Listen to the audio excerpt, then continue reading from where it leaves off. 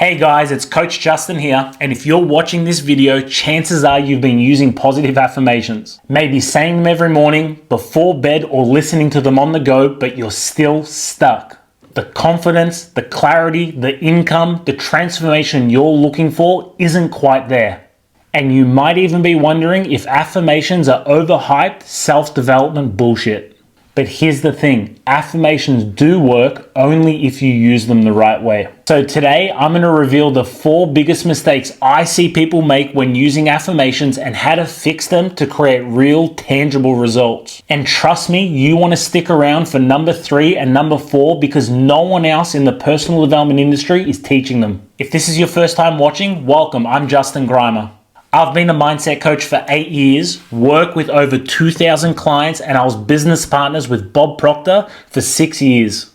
On this channel, I show you how to actually implement the principles of success and master your mindset to create real, tangible results. All right, let's break down the 4 biggest mistakes so we can get your affirmations working. Mistake number 1, your affirmations are not in the present tense. I cannot tell you how many people share with me their goals or their affirmations, and right through is littered where they say, "One day I will." The first thing that we really want to understand is that your subconscious mind only knows the now. And in your affirmations, if you're constantly affirming, "One day I will," is what you're doing is you're planting the idea of your goal being achieved in the future. Therefore, it'll never manifest in the present moment. So the first thing that we want to do when we're writing out all of our affirmations, we want to make sure that they're in the present tense. I am so happy and grateful now that I'm earning a minimum of, and then you can insert your goal. You don't say, "One day I'll be confident." You say, "I am confident. I believe in myself. I believe in my infinite potential." This may seem very small, but it's extremely important.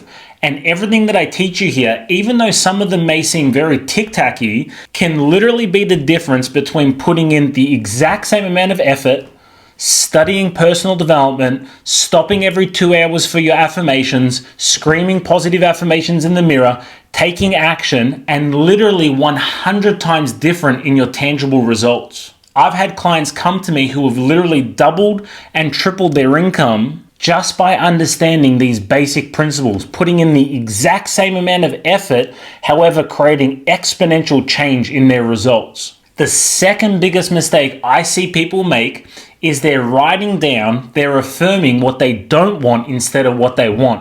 So an example of this, someone wants financial freedom and they might write down, "I'm so happy and grateful now that I'm debt-free." See, there's a psychology behind this. And our mind works in what's called a double negative. So let me give you an example.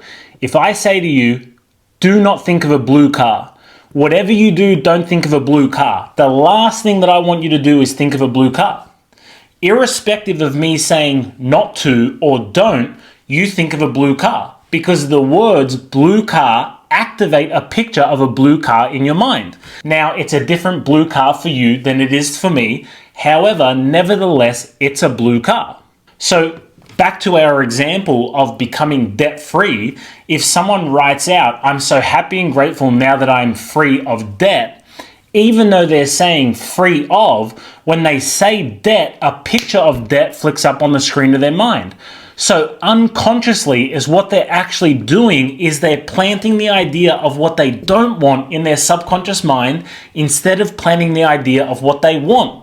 So is what we have to do when we're writing out our affirmations, we have to always make sure we're affirming what we want instead of what we don't want. A silly example that I give is I always catch people saying, "No bad vibes," right? They're affirming bad vibes. Instead is what we want to say is good vibes only. Or if we want to go back to the debt example, instead of focusing on eliminating debt, instead of focusing on the negative, focus on the positive.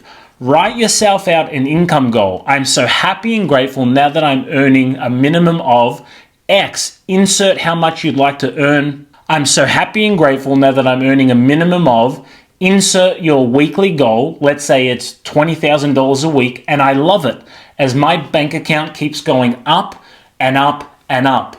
And as you say those words, literally visualize your net worth growing. Mistake number 3, you're breaking your word to yourself. Bob Proctor taught me this concept over 10 years ago, and it changed every area of my life. You have a relationship of trust with your subconscious mind. And this relationship of trust with your subconscious mind is just like any external relationship or friendship. So let me give you an example. I want you to imagine that your best friend calls you, and he or she says to you, "It's been a little while since we've caught up.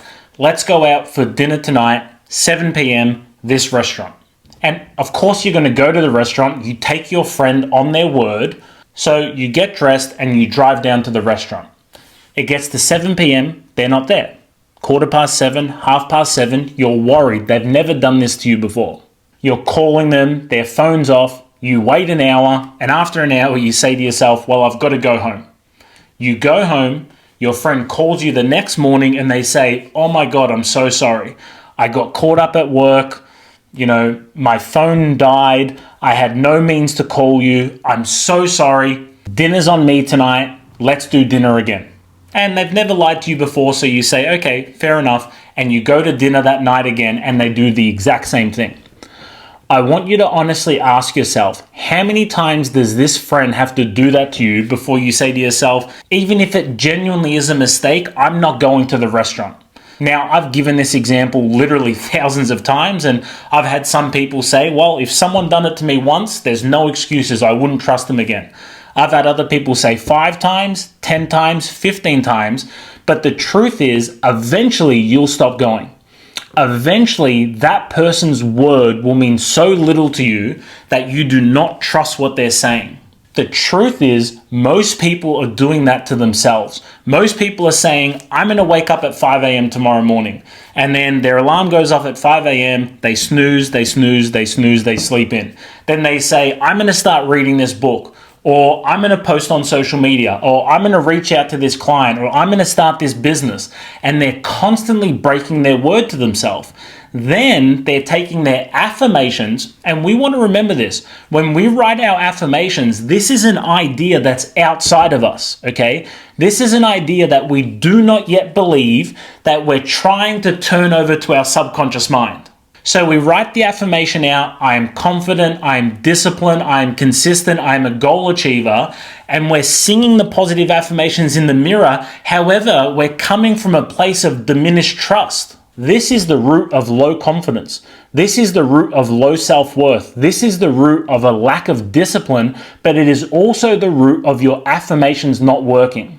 And number 4, you're talking and focusing about what you don't want. I see so many people who are studying personal development who are constantly doing what I call talking out of both sides of their mouth.